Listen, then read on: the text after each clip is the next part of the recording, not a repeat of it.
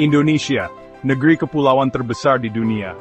Kita diajarkan tentang proklamasi tahun 1945, perjuangan melawan kolonialisme, dan berdirinya NKRI. Tapi, bagaimana jika ada cerita lain?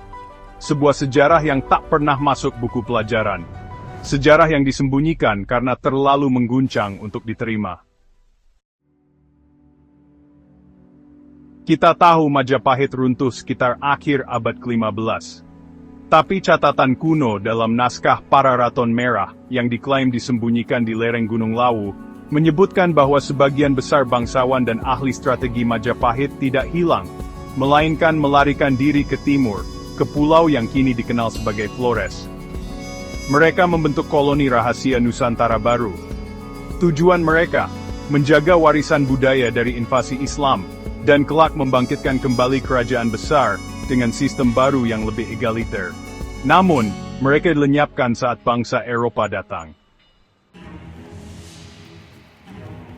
Sebuah dokumen rahasia dari Jepang yang ditemukan oleh tentara Belanda pada tahun 1948 menyebut bahwa Soekarno dan Hatta telah menyiapkan naskah proklamasi jauh sebelum 17 Agustus tahun 1945.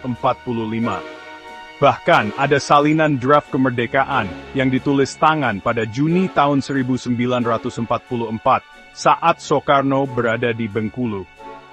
Soekarno, kita butuh dukungan mereka, bukan karena kita lemah, tapi karena mereka akan runtuh, dan saat itulah kita bangkit. Namun rencana itu gagal karena adanya pengkhianatan dari salah satu perwira Jepang yang membocorkan isi pertemuan kepada sekutu. Pernahkah kamu mendengar tentang operasi siluman bambu runcing? Ini bukan sekadar cerita heroik, tapi operasi penyusupan besar-besaran ke markas Belanda oleh sekelompok pejuang muda dari pesantren Salafiyah. Mereka dididik bukan hanya ilmu agama, tapi juga strategi perang gerilya tingkat tinggi, yang sekarang disebut sebagai cikal bakal intelijen TNI. Operasi ini tidak pernah dicatat secara resmi karena melibatkan sabotas, penyamaran, dan pembunuhan target politik. Banyak dokumen dihilangkan demi menjaga hubungan diplomatik Indonesia-Belanda setelah pengakuan kedaulatan 1949. Yang paling gelap dari semua, tragedi 1965. Kita diajarkan bahwa ini akibat pemberontakan PKI.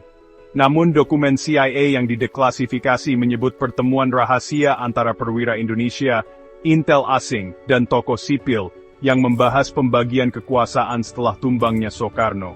Sejak malam itu Indonesia tak hanya berubah sistem, ia kehilangan arah sejarahnya. Banyak tokoh yang menghilang, bukan karena revolusi, tapi karena terlalu tahu banyak. Sejarah yang tidak ditulis bukan berarti tidak pernah terjadi. Di balik tiap kemerdekaan, ada bayang-bayang yang tak pernah diungkap. Indonesia hari ini berdiri kokoh bukan hanya karena perjuangan, tapi juga karena luka-luka yang tidak pernah diceritakan.